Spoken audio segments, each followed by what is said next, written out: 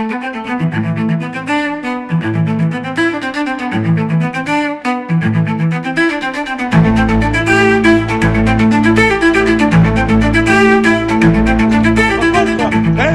Arabes qui tuent, hein, les familles françaises, qu'est-ce que vous faites?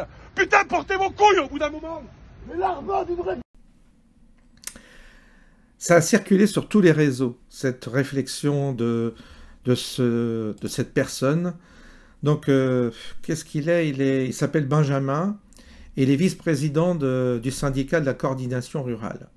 Alors évidemment, la FNSEA va se saisir de cette occasion pour faire un grand amalgame en disant, vous voyez, ce syndicat est un syndicat raciste. Et donc, on voit bien que, évidemment, ça met en difficulté ce même syndicat parce que ce genre de propos va leur coûter cher, étant donné que ce ne sont pas des choses qui doivent être dites, même si vous le pensez, il ne faut pas le dire. Et donc, pour rattraper la chose, vous allez l'entendre, notre ami Benjamin va se faire dessus, hein, il va s'excuser, il va chercher, et il va s'enfoncer, enfin, c'est mon point de vue, on l'écoute. Je tenais à m'excuser des propos que j'ai eus tout à l'heure, ça a été dit sur le coup de la colère, je ne parlais pas des Maghrébins en général parce que je travaille avec des Maghrébins et que je m'entends très bien. J'ai des amis maghrébins, alors je suis loin d'être raciste. Je viens d'avoir des personnes au téléphone en m'excusant, j'ai reçu des messages, je me suis excusé.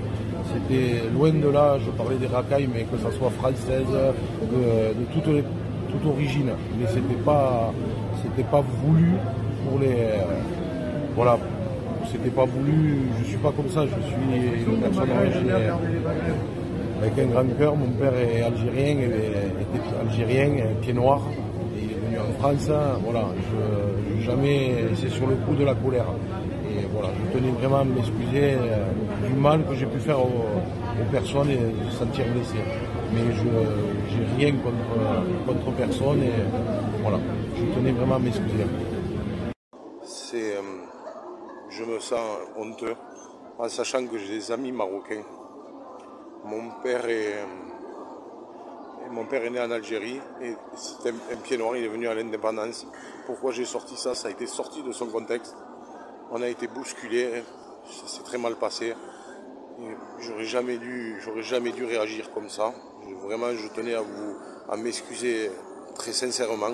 Voilà. Je comprends que mes mots et mes paroles ont blessé. J'ai eu Akram au téléphone. J'ai longuement échangé avec lui. Il m'a écouté. Il a pris mes excuses. Voilà, vraiment, vous êtes des gens qui sont formidables. Vous avez le cœur sur la main. Pourquoi j'ai dit ça? La fatigue, la colère, je ne sais pas. Je n'ai pas les mots parce que je ne suis pas excusable. Je n'ai même pas les mots parce que je m'en veux terriblement. Je tenais vraiment à m'excuser. Parce que s'en prendre à des personnes physiques, aux religions, surtout que vous êtes des personnes que j'ai à crampe, mais avec un cœur, c'est même pas un cœur.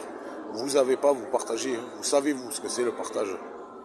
Et c'est vrai que moi, j'ai un ami qui s'appelle Baya, qui a une entreprise de travaux.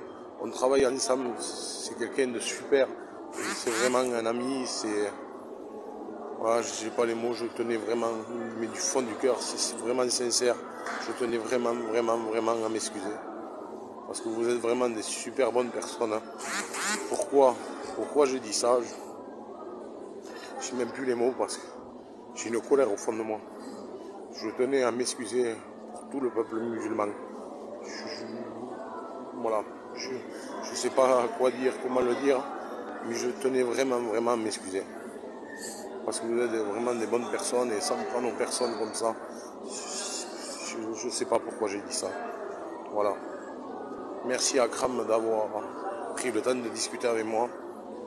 Voilà, je t'en remercie vraiment du fond du cœur. Ah, qu'est-ce qu'il n'a pas dit là? Alors, les excuses, on a affaire, si vous voulez, à une confession publique. Je pense que les communistes, sous les régimes communistes, vous aviez comme ça des repentances publiques parce que vous repentiez d'être bourgeois ou d'avoir eu des idées capitalistes. On faisait des excuses publiques comme ça. Et ben là, c'est le cas de notre ami, il fait des excuses publiques. Avec les réseaux, ça a évidemment un effet qui va amplifier cela et qui va bien entendu réjouir certaines personnes qui sont en train d'instrumentaliser également la question du racisme en obligeant les gens qui sont conscients du souci que nous avons avec les migrations, qui vont les obliger ainsi à se taire et à surtout pas à réutiliser cet argument qui consiste à dire aux policiers qu'ils sont très répressifs vis-à-vis effectivement des agriculteurs et qu'ils le sont un petit peu moins parfois quand ils vont dans les banlieues repérer certains trafics interdits ou certains délits. Et là, on les sent un peu moins courageux. Le régime est très fort avec les faibles et faible avec les forts, nous le savons. Nous avons un peu de recul sur la question migratoire.